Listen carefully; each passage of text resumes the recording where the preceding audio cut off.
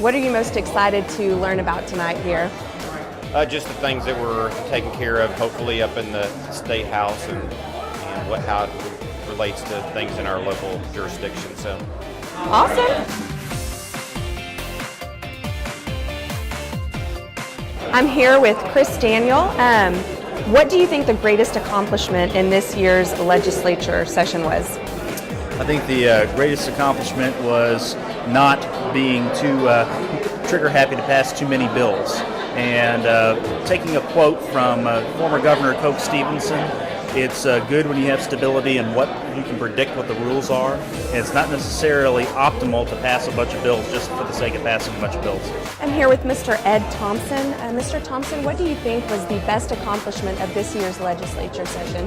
Well, I think House Bill 4, with the water was, in my opinion, one of the big, it was a huge piece of legislation. I think that was one. And HB 5 for the education piece is going to be great for our school districts, and I think that's going to help a lot. So those two pieces of legislation, I think, were the two big pieces. And I think the big one on everybody's mind is, of course, the abortion bill. Sure. What are your thoughts on the passing of that bill?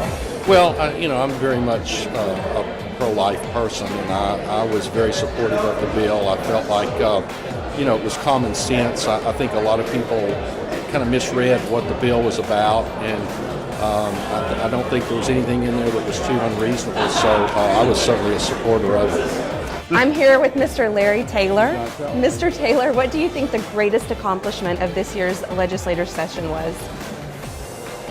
For the whole state, I think we did a good job with the budget. We were able to come back and fill some of the holes that we left from last session. I think education, probably the biggest thing we did for the future was the changes we made in public education. They're reducing the number of tests required to pass from 15 to 5.